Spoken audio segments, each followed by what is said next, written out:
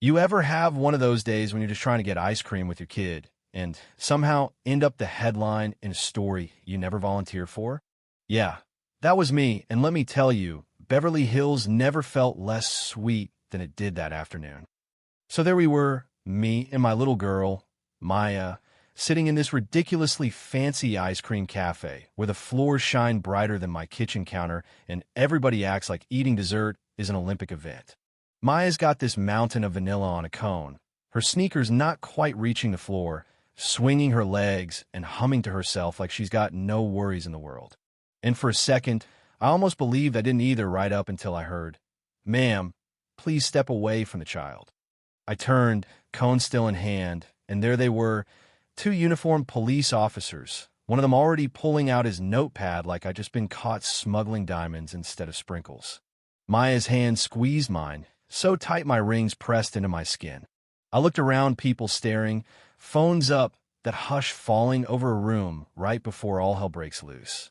And then I see her, this blonde woman in designer sunglasses, the kind you only see in ads or bad reality TV, lowering her phone and giving me a little smirk, like she's just saved the world. I blinked, trying to process, "I'm sorry, what?" The taller officer cleared his throat, not meeting my eye. "We received a report of a possible child abduction. We need to verify your relationship to the girl." Now, let me tell you, you can't really prepare for this moment, the moment when someone, just by looking at you and your child, decides you must be up to no good. Maya whispered, "Mommy, what's happening?" I wanted to cry, or scream, or both. But I knelt down and gave her that smile you give your kid when you're trying to convince both of you it'll be all right. Remember what I always say? Sometimes people get things wrong about our family, but we know who we are. I stood up, pulled out my wallet, handed over my driver's license, Maya's school ID. Honestly, if they'd asked, I would have shown them the family Christmas card for last year or the first drawing Maya made in kindergarten. But it was never enough. The younger officer stammered, "We just need to follow protocol, ma'am." The protocol of doubting a mother because her skin doesn't match her daughter's. I could hear that woman, the one who'd called talking to another customer, her voice getting louder. "I'm telling you, something didn't seem right. That child doesn't look anything like her. Human trafficking is real, you know. Every time this happens, it chips away at you. At school, they ask if I'm the babysitter. At the grocery store, strangers wonder aloud if I'm the nanny. Even at the doctor's office, they double-check that I have permission to make decisions for my own kid. I've had to be calm, patient, never give anyone a reason to escalate. But Maya, 6 years old, just wanted her mom, and all I wanted was to protect her from the ugly side of the world that finds its way into places as innocent as an ice cream shop. I try to play along. "You want to verify our relationship? Call my husband, Eric. He'll clear this up." That caught them off guard. Maybe they expected me to fold, to apologize for something I didn't do. But I dialed Eric anyway, and when he picked up, I kept my voice steady. "Honey, I need you at the Maple Avenue Cafe. The police think I kidnapped our daughter." "Silence, then. I'm on my way. Don't say anything else till I get there." Waiting for Eric, I could feel the weight of every stranger's stare, every phone pointed in our direction. The woman who started it all, let's call her Cynthia, since she looked exactly like a Cynthia, kept insisting to anyone who'd listen, "You can't be too careful these days. Child trafficking, it's everywhere." I finally turned to her and said, "What exactly made you think I'd abducted this child?" Her face flushed. "Well, you just don't look like her mother." There it was. The part people rarely say out loud. Right then, something shifted in the cafe.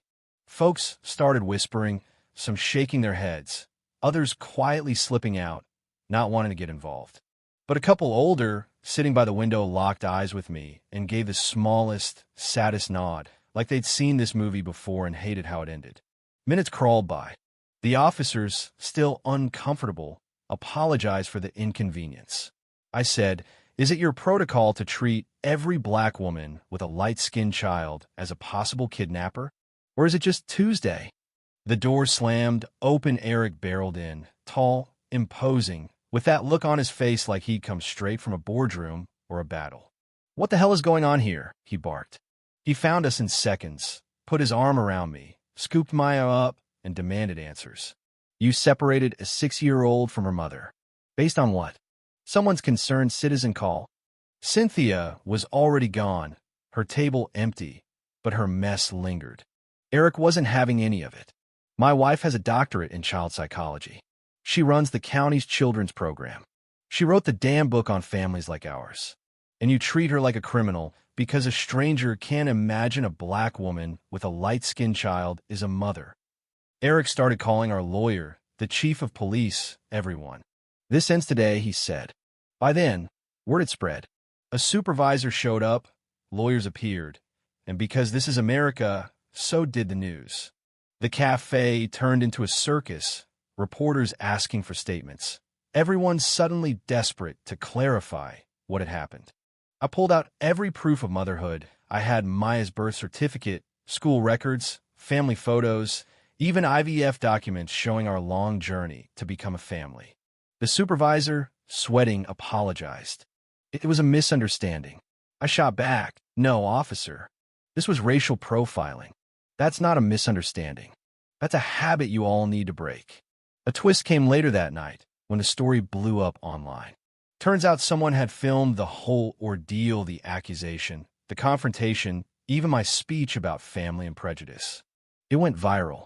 By morning, Cynthia, whose real name was revealed as Margot Sinclair, a high-profile marketing executive, was plastered all over the internet. Her LinkedIn mysteriously gone. Her employer suddenly issuing statements about reviewing company values. But I wasn't celebrating.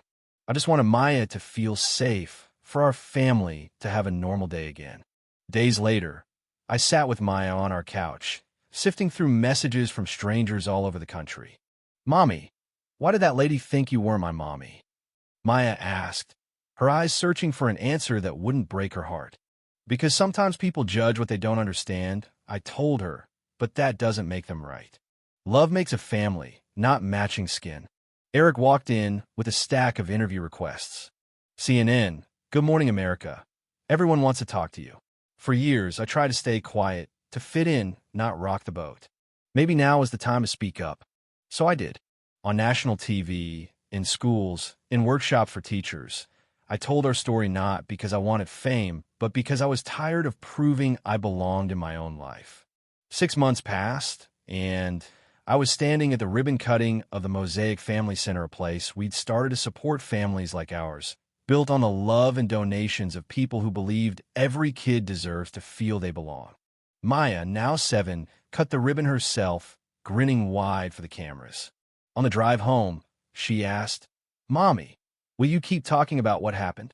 I said, as long as there are people who need to hear it, I'll keep speaking up. Years later, when I was handed the National Civil Rights Award, I stood in front of a crowd full of families of every kind, adoptive, blended, every shade you can imagine. That day in the cafe, I said, someone tried to break us apart because we didn't look the way they expected. But love isn't about matching on the outside. It's about belonging, and that's something no one can take away. After the applause died down, I tucked Maya, now 10, into bed. Do you ever think about that day? She asked. Sometimes, I admitted. I'm glad it happened, she said. Now other kids like us know they're not alone. I smiled, tears stinging my eyes. You're pretty wise for your age. She grinned. I get it from my mom. You know what I mean?